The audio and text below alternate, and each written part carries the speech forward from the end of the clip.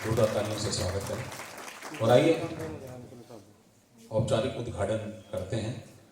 दीप प्रज्वलन के लिए मैं आमंत्रित करूंगा अपने मुख्य अतिथि महोदय जी को कि मंच पर आए। श्रीमान और श्री S.K. अग्रवाल जी, ट्रस्टी विश्व न्याय मिशन दिल्ली, उनसे भी निवेदन है कि वो भी मंच पर आ जाएं और दीप प्रज्वलन के साथ और मौलिक संवाद कार्यक्रम का उद्घाटन हम सभी आप लोग देख रहे हैं।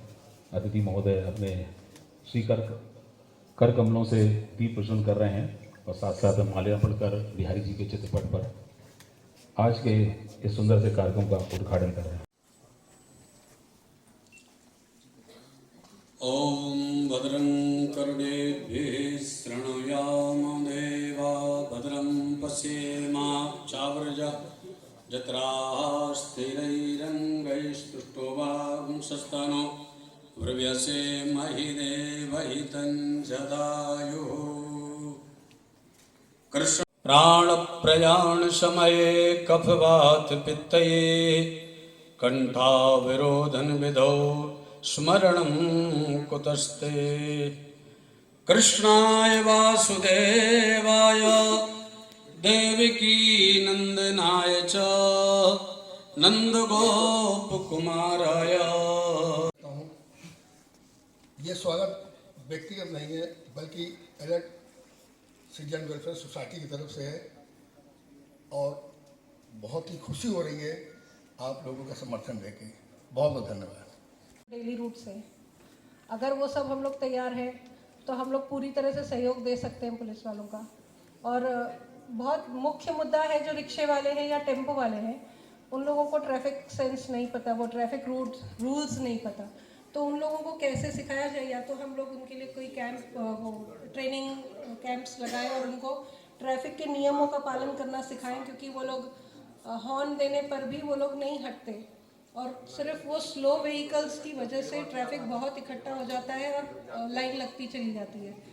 तो मेन चीज़ है कि ट्रैफिक रूल्स सिखाए जाए यहाँ के लोगों को, तो काफ़ी सॉल्यूशंस। उपस्थित जो ये संवाद में हिस्सा लेने आए हैं या फिर ये कहें कि व्यवस्थाओं को व्यवस्थित रूप से सहयोग करने आए हैं, सभी का सम्मान करूंगी। और आज इस मीटिंग में हमें जिस प्रकार से बुलाया गया है, इस प्लेटफॉर्म पर बुलाने के लिए आयोजक महोदय को बहुत बहुत धन्यवाद कहना चाहूँगी।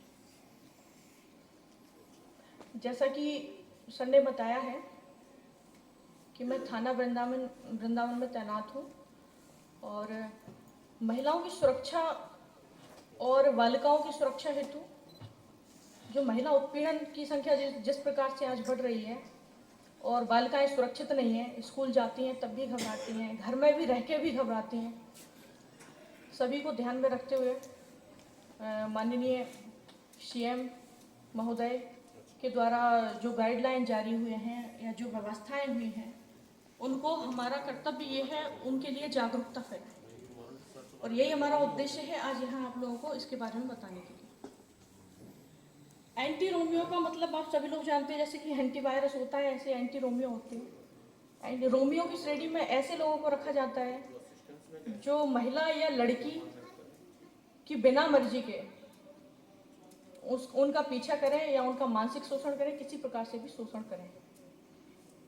केवल मीटिंग मात्र ये नहीं मायने रखता है कि हम किसी को सुरक्षित कर लेंगे, हमारा उद्देश्य है हम एक जागरूकता फैलाएं, आपको अपने आप में सशक्त बनाएं। और इसी रिगार्डिंग मैं मेहनत भी करती हूँ, सबसे मिलती भी हूँ, स्कूलों में भी जाती हूँ, अपना पर्सनल। वो ऐसा किया, उससे ऐसा हुआ, लेकिन हम क्या किए ये कोई नहीं देखता है।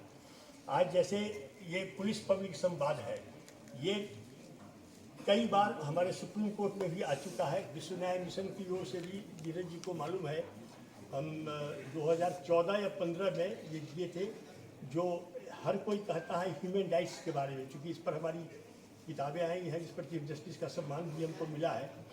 तो इसके लिए सबसे पहले पटना हाई कोर्ट में ये फाइल हुआ था, वहाँ सुनवाई नहीं हुई तो सुप्रीम कोर्ट में कर दिए थे खुद यहाँ। तो उसमें हमारा ये था कि जैसे हर कोई कहता है कि ह्यूमन राइट्स के बारे में, पुलिस परेशान हो जाती है कि हर आदमी कह रहा है ह्यूमन राइट्स, पुलिस के भी तो राइट्स हैं। nobody looks at it. As a human being कोई भी जो गवर्नमेंट का अधिकारी है या पुलिस अधिकारी है उसके भी अपने राइट्स हैं और कर सकती है वो ये कि ये देखे कि जैसे पुलिस के पास हम एक्सपेक्ट करते हैं कि ये चीज़ होना चाहिए, ये चीज़ होना चाहिए, ऐसे करना चाहिए, ऐसे करना चाहिए। अभी भी पुलिस के पास ये बैठे हुए हैं senior SP, he must be knowing it, इनके पास कितना इंफ्रास्ट्रक्चर है। आज एक कोई टेक्निकली कोई टेक्नोक्रेट साइबर एक्सपर्ट आ जाए इनके यहाँ और कोई कांड कर दे, विल हिज डिपार्टमेंट भी be able to do the required things? नहीं, इन्वेस्टिगेशन नहीं कर पाएंगे ये चुका है। तो इनके पास डिस्ट्रिक्ट में इंफ्रास्ट्रक्चर नहीं है तो गांव के लेवल पर या और लेवल पर आप कहाँ से एक्सपेक्ट कर सकते हैं? इसलिए सबसे पहले चाहिए गवर्नमेंट को कि जो अगर पुलिस से एक्सपेक्ट करती है कि हमारी पुलिस ये करे, तो दूसरा सबसे पहला चीज़ है कि इंफ्रास्ट्रक्चर दे, पुलिस को इंफ्रास्ट्रक्चर डेवलप करे। और दूसरा जो इनकी संख्या जो है, प्रोपोर्शन जो है इनका, हम अपना अनुभव बता रहे हैं, जैसे वो ये बेटर जानते होंगे ये लोग कि जो आबादी है हमारे देश की, उसके ये हिंदुस्तान डेवलप कंट्री छोड़ दीजिए, डेवलपिंग कंट्री में सबसे नीचे स्तर पर है जो प्रोपोर्शन है, बट हजारों आदमी पर सही 1 लाख पर कितना पुलिस वाला आता है, ये है फिगर अभी। अब सोच लीजिए। तथा मथुरा से इस कार्यक्रम में आए हुए यहाँ के सभी सम्मानित हमारे साथीगण, मीडिया के बंधुओं, निश्चित तौर पे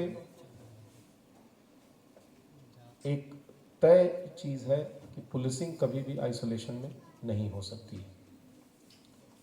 कई विभागों से, कई सरकारी विभागों से ये विभाग इस मामले में अलग है। जैसे उदाहरण के तौर पे अगर देखा जाए तो अगर इंजीनियरिंग विभागों की बात की जाए, जैसे PWD हुआ, तो आपको रिक्वायर्ड अगर बजट मिलता है और आपको कोई प्रोजेक्ट मिला हुआ है तो आप अनिश्चितताओं के बीच में नहीं, आपके पास बजट है, लैंड अवेलेबल है या सड़क है, सड़क बननी है, तो उतने बजट में जो पर किलोमीटर कॉस्ट है उसके हिसाब से आप पहले ही कैलकुलेट किए वो आप निर्माण कर लेते हैं। बहुत ज़्यादा अन्य डिपार्टमेंट्स पे डिपेंडेंसी नहीं रहती है, पब्लिक इंटरेक्शन कम रहता है। जिस तरह ऑफिसों में हमारे यहाँ लोग कंप्लेनेंट के रूप में आते हैं, उस हिसाब से कई मैक्सिमम विभागों में नहीं जाते हैं। डिफरेंस पब्लिक इंटरेक्शन का है। हमारा काम कई बार अगर हम क्राइम की बात करें तो अनिश्चितताओं पे रहता है। अभी हम यहाँ बैठे हैं और कुछ दूरी पे कोई घटना हो जाए, अज्ञात में मामला होता है, किसी के साथ घटना हुई, वो व्यक्ति सामने वाले को पहचानता नहीं, बिल्कुल अज्ञात का मामला होता है। अब जब तक हमें कोई इंफॉर्मेशन देने वाला नहीं है, चाहे वो ह्यूमन इंटेलिजेंस के माध्यम से हो या टेक्निकल इंटेलिजेंस के माध्यम से हो, तब तक हम कई दिशाओं में काम करते हैं। भाई एक चौराहे पे हुआ तो 4 रास्ते हैं, वो 4 रास्तों में से किसी भी रास्ते से जा सकता है। तो अगर मैथमेटिक्स में बात करें तो वहाँ से हमारी प्रोबेबिलिटी किसी भी डायरेक्शन में हम चलेंगे तो 1/4 हो जाएगी, और वहाँ से अगर दूसरे चौराहे पे चला गया तो प्रोबेबिलिटी 1/16 हो जाएगी किसी एक डायरेक्शन में। तो तभी हमें एक आदमी मिलता है, कहता है साहब आप यहाँ से एक आदमी जो है बदहवास के रूप में भागता हुआ जा रहा था, हमें सहयोग मिला। अब हमारी प्रोबेबिलिटी जो 1/16 थी, अगर हम वहाँ पहुँच गए तो सीधे 1 हो जाती कि हाँ इसी डायरेक्शन में गया है। मैं उदाहरण इसलिए ले रहा हूँ कि जितना ज़्यादा हमें जन सहयोग मिलेगा, हमारी परफॉर्मेंस उतनी बढ़िया होगी, चाहे हम भले कितनी भी मेहनत कर लें। उसी उदाहरण पे हम जाएं तो दूसरे चौराहे पे जाके वो आदमी मेहनत करते हुए चारों डायरेक्शन में हो सकता है 3-3 किलोमीटर जाए, फिर आए, उधर कुछ नहीं मिले, फिर तीसरे डायरेक्शन में जाए। तो इसमें क्या हो रहा है, मेहनत उसकी ज्यादा लग रही है, लगन के साथ मेहनत कर रहा है। सभी लोगों से पूछ भी रहा है कि भाई कोई यहाँ पे संदिग्ध टाइप से कोई व्यक्ति गया तो नहीं है, या कोई कहीं लोगों से छुपने का प्रयास तो नहीं कर रहा है, या अगर कोई बॉडी ऑफेंस हुआ है तो उसके शर्ट पे जो है कहीं छींटे वेटे तो नहीं पड़ी हैं। बट अगर उसको कोई नहीं बता रहा है तो मेहनत कर रहा है, प्रोफेशनली मेहनत कर रहा है, जो जिस तरह की सूचनाएं पूछी जानी चाहिए, जाननी चाहिए, वो उसका भी प्रयास कर रहा है। तो हम ये भी नहीं कर सकते कि प्रोफेशनली इनकॉम्पिटेंट है, प्लस मेहनत भी कर रहा है। लेकिन वहां सहयोग किस चीज की है, जो वहां पे लोग हैं, जो नागरिक हैं, हम सब आप जो बैठे हैं यहाँ पर। तो नंबर 1 मेरा यही था कि इस तरह के कार्यक्रम की इसलिए आवश्यकता होती है क्योंकि जितना अच्छा संवाद रहेगा उतना ही अच्छा सहयोग मिलता है। तो सबसे पहले तो इस तरह के आयोजनों की जो आवश्यकता है उसको हम सबको समझने की ज़रूरत है। अब अगर हम पुलिसिंग पे आते हैं, जैसा मैंने अभी चर्चा भी किया, कुछ आयाम हैं हमारे कर्तव्यों के। सबसे पहला एंड फॉरमोस्ट, अपने क्षेत्र में रहने वाले लोगों को एक सुरक्षा की भावना देना। और वो तभी आता है जब अपराध पे नियंत्रण रहे और कोई भी व्यक्ति किसी भी समय अगर घर से बाहर निकलता है तो अपने आप को सुरक्षित महसूस करे। ये हमारा कोर काम तो सबसे पहला जिसको मैं मानता हूँ। फिर आता है एक बेहतर कानून व्यवस्था है, कहीं दंगा फसाद झगड़ा झंझट ये सब चीज़ें न हो, एक बेहतर लॉ एंड ऑर्डर, जो भी पर्व त्यौहार हैं वो सकुशल संपन्न हो, जो भी मेले हैं आयोजन हैं वो सकुशल संपन्न हो। फिर आता है हमारी यातायात व्यवस्था, क्योंकि ट्रैफिक की पूरी जिम्मेदारी पुलिस के कंधों पे होती है। सुगम यातायात, सुरक्षित यातायात, दोनों। ट्रैफिक में भी मैं हमेशा कहता हूँ कि 2 आयाम हैं, एक है सुरक्षा, एक्सीडेंट्स जो है मिनिमम हो, क्योंकि हम सभी जानते हैं कि भारतवर्ष में सालाना लगभग 1.5 लाख के आसपास लोग ट्रैफिक दुर्घटनाओं में, अगर स्पेसिफिकली जाएं तो सड़क दुर्घटनाओं में अपनी जान गंवाते हैं, और इसके कई गुना ज़्यादा लोग घायल होते हैं और कई बार परमानेंट डिसेबिलिटी के भी शिकार होते हैं। तो इन संख्याओं को मिनिमम रखना, ये एक सुरक्षित यातायात के लिए जो हमारे प्रयास हैं उस ओर जाता है। और ये भी आइसोलेशन में नहीं है, अच्छी यातायात व्यवस्था के भी जो हम कहते हैं 3 E's ऑफ रोड सेफ्टी, इसमें हमारा एजुकेशन, जैसे हम ज़्यादा से ज़्यादा लोगों को जागरूक करते हैं, हमारी इंजीनियरिंग, रोड की कंस्ट्रक्शन कैसी है, गड्ढे तो नहीं है, साइनेजेस प्रॉपर है, स्पीड लिमिट बनाई गई है, ज़रूरत है जहाँ पे स्पीड ब्रेकर्स हैं, अगर मोड़ है तो बैंकिंग ऑफ ट्रैक जो फिजिक्स का कॉन्सेप्ट है उसके अनुरूप जो है उसको प्रॉपर ढलान दी गई है, ब्लाइंड जो कर्व्स हैं वहाँ पे प्रॉपर अरेंजमेंट। रात्रि में आप देखते हैं रंबल स्ट्रिप्स बनाई जाती हैं, रात्रि में अगर ड्राइवर की आंख झपक जाए तो उसके वाइब्रेशन से जग जाए, तमाम चीज़ें। तो इंजीनियरिंग इसका एक इम्पॉर्टेंट एस्पेक्ट है जो कि अन्य कई एजेंसियां इसमें इन्वॉल्व होती हैं पुलिस के साथ साथ। एंड देन लास्ट, जो हमें भी करने में कष्ट होता है और लोग भी हमसे नाराज होते हैं जिस चीज़ से, वो है एनफोर्समेंट की कार्रवाई, जिसको चालान, शुद्ध भाषा में कहें तो चालान करते समय हमें भी अच्छा नहीं लगता है, और जिनका चालान होता है तो निश्चित तौर पे कभी धन्यवाद तो नहीं देते हैं कि हाँ हमने गलती की थी, इसलिए आपका बहुत बहुत आभार कि आपने हमें हमारी गलती बताई और चालान के माध्यम से बताई। हमेशा लोग यही कहते हैं कि साहब हेलमेट अभी यहीं से तो निकला था, यहीं तक जाना है, केवल दूध लेने के लिए निकले हैं, बस वहीं से आ जाएंगे। तो भाई कहाँ लिखा है, किस पुस्तक में, किस स्टैट्यूट में लिखा है कि अगर 100 मीटर जाएंगे तो एक्सीडेंट नहीं हो? परंतु एक से एक दलीलें हम लोगों को सुनने के लिए मिलती हैं, तो वहाँ पे धैर्य भी बनाना पड़ता है और साथ ही साथ अपना व्यवहार भी कुशल रखना पड़ता है और दृढ़ता भी रखनी पड़ती है कि हाँ, अभी मैं ही आ रहा था यहाँ पर, तो छठीकरा के पास अंडरपास में देखा 2-2 बस लाइन से लगा के खड़े और वहाँ गाड़ियाँ रुक रही। ऑब्वियसली जब आप अनऑथराइज पार्किंग करेंगे या स्टैंड बनाएंगे तो लोगों को दिक्कत होगी। तो उतर के हमने भी अपने स्टाफ का कि इनकी फ़ोटो खींच लो, तो जो बस वाले थे वो बड़े वैसे नज़र से देख रहे थे, भाई कष्ट हो ही जाएगा, उनको मालूम है कि फ़ोटो खींचा तो चलान ही कटेगा। तो तीसरी जो है इन्फोर्समेंट की कार्रवाई। आइडियल हमारी सफलता ये होगी कि महीने में हमें एक भी चालान ना काटना पड़े,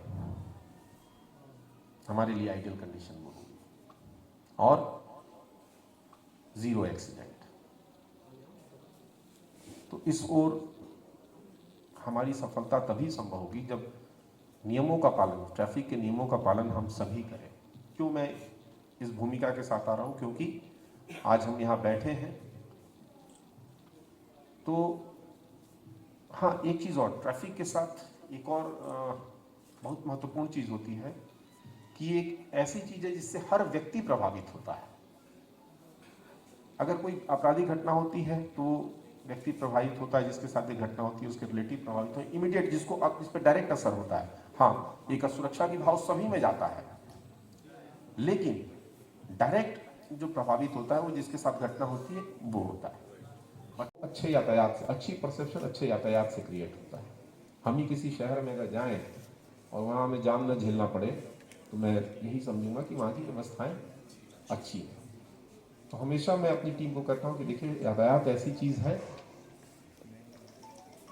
कि आपको ये नहीं लगता है कि आप कोई बहुत बड़ा ये कर रहे हैं, माने कोई वैसा गुड वर्क करके दे रहे हैं, ऐसा अचीवमेंट दे रहे हैं, लेकिन ये मान के चलिए कि अगर इसको आप ठीक रख रहे हैं तो मैक्सिमम लोग, सबसे ज़्यादा लोगों की दुआएं आपको लगेंगी कि हाँ भाई यातायात व्यवस्था अच्छी है, और आपको सबसे ज़्यादा एप्रिसिएशन मिलेगा। Officer in the state of UP, I know that जहां तक ट्रैफिक की बात है तो चूंकि आपका पूरा अनुभव है, यहाँ बहुत ज्यादा फुटफॉल है, सैटरडे संडेज में, पर्वों पर इतना अधिक ट्रैफिक कंजेशन हो जाता है कि बहुत लोग, प्रायः लोकल लोग भी बहुत ज्यादा कष्ट उठाते हैं और बाहर से जो टूरिस्ट आते हैं उनको भी बड़ी तकलीफ उठानी पड़ती है। तो इसको बस दिखवाने की आवश्यकता है। मुझे विश्वास है कि इसमें आप लोग बहुत सुधार कराएंगे और इस तरह का पुलिस एक बड़ा ही महत्वपूर्ण विभाग है जिसकी जीवन के हर क्षेत्र में उपयोगिता है और उसका दखल है। कभी कभी पुलिस की आवश्यकता बिल्कुल अपरिहार्य हो जाती है, इंडिविजुअल्स के लिए, संस्थाओं के लिए, सरकारी विभागों के लिए।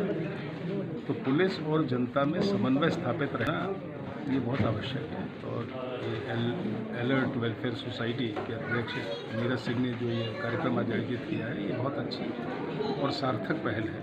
और एसएसपी साहब ने भी यहाँ बहुत अच्छा उद्बोधन दिया और लोगों को आश्वस्त किया है कि पुलिस और संवेदनशील तरीके से पब्लिक की समस्याओं को अटेंड करेगी और इस तरह के संवाद सतत होंगे जनपद में, और जो भी सुझाव आएंगे उन पर पुलिस विभाग कार्रवाई भी करेगा। धन्यवाद।